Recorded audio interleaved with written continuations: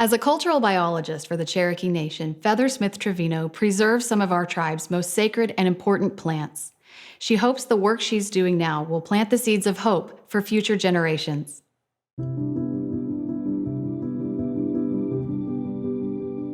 We kind of talk about the fact that our culture and our plants almost go hand in hand. And if we don't have any of these native plants that we were using for foods, for medicines, and for crafts, what really are we? We only have, we're sure, a handful of what we were actually growing. So doing this, we just want to be able to help with the preservation of those seeds, make sure that they're always going to be here, and make sure that a piece of Cherokee culture is always going to be here with them. I'm Smith-Trevino. I'm the cultural biologist for Cherokee Nation, and so as the cultural biologist, my primary jobs are to help take care of the Cherokee Nation seed bank and take care of the Cherokee Nation heirloom garden and native plant site.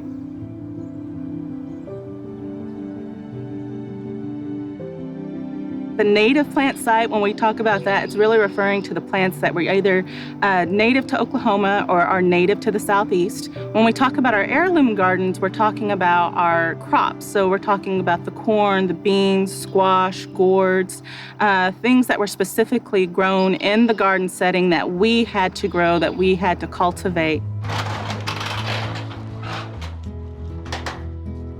When we start looking back traditionally at Cherokee women's roles within the tribe, this is what the women were doing.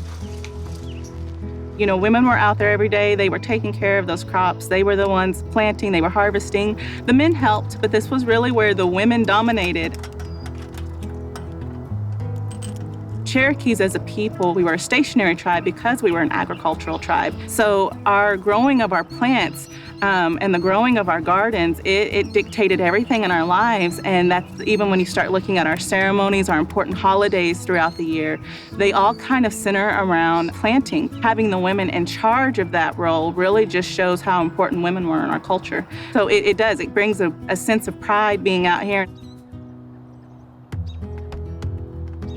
For the things that we know that were really important to us that do grow here, so many of those are becoming rare that sometimes this kind of gives us an opportunity to perhaps grow a few of these plants. Occasionally we can take these plants and get root clippings and things of them, and then we are able to give that back to the community and offer it through the seed bank.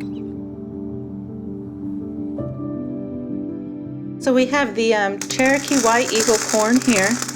And the White Eagle corn is one of our oldest, more unique varieties of corn. It's something that was really specifically cultivated by us. So this is the basket gourd seeds. We did not eat the gourds that we grow. These would have all been for decorational use or for utilitarian use. But they have been in North America for so long, pre-European contact, that nobody's really quite sure how they ended up here. So this is another seed that we've had for a long time. So this is the Cherokee yellow flower corn.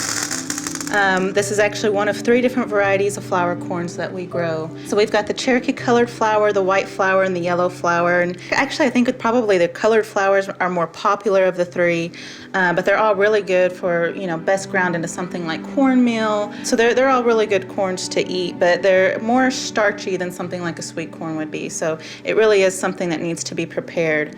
Everything that we're showing here today is stuff that we would be distributing through the seed bank. So these are seeds that we will package up and then we'll actually mail out to our citizens. And this is our jola, our native tobacco. The tobacco that we grow is not smoking tobacco. This is about 9 to 10 times stronger than smoking tobacco in nicotine content. It's meant for ceremonial purposes. It's meant to be used as a medicine type tobacco. We have plants that a lot of our elders have had conversations about, saying, I can remember going out and I can remember gathering this plant with my grandparents when I was a child, but I can't find it anymore. And they kind of think it's just a matter of it's becoming rare or they're misidentifying. But when we actually get out and we get to doing the research, none of the books or anything say to expect it here, and we can't find it here. The Medicine Keepers was a group that was sort of started as a way of getting a group of our elders together who spoke the language and who could remember the plants. So it was just a way to make sure that some of that knowledge wasn't lost. Pat Gwynn and Clint Carroll were really the ones who sort of got that started. Yeah, and, the Medicine Keepers, as first language speakers, getting up in years, they were having a hard time finding the plants that made them Cherokee, that they needed, every day. So they would come to me and they'd say, Pat, we've got this plant that we need, and it's called this in Cherokee. Don't know what the English name is. They say, we used to use this for this, and now nobody does this, and I'm too old to go get it. I'm too old to do this. So I try to, put the puzzle together, and they would tell me what the area would look like, where it would grow and stuff. So I would go and look at that, and then that became, once a month, once a week. Now it's all the time. Up here, we're actually looking for a plant that one of our elders has been asking Pat about for quite a time that he uses for medicine, and we've had a tough time finding it anywhere else. And so Pat's been doing a lot of research on it. He's gone back through some research and has managed to find that this was one of the most recent areas where it had last been spotted.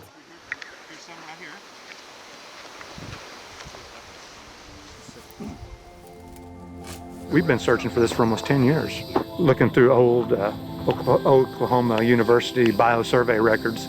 There were 2 or 3 records in the Cherokee Nation back from pre-Dust Bowl and during the Dust Bowl. Nothing since then.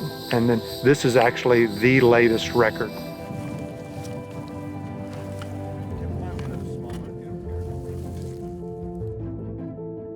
Everything is sort of interconnected with Cherokees. Part of what is so important for us, as we've already stated, you can't be Cherokee without our language. We can't be Cherokee without our plants. We can't be Cherokee without our medicine. It was really important for us to preserve these not only for Cherokee people, it was important to have these for our next generations and for the current generation. It has sort of helped people to realize, once again, that we are here and that we are still growing these things. Just being specifically in this position, it's an excitement of that I'm always learning. I'm learning a lot about my culture. I'm learning a lot about these plant uses. So there's so much that I've just learned in the few years that I've been here, and it seems like it's just constant incoming knowledge.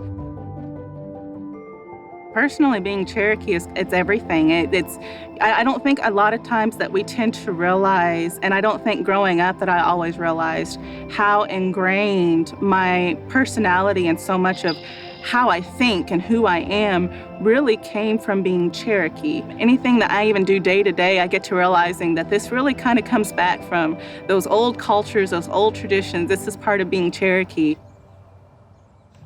You guys walked right past the plums. Holy crap, these are good.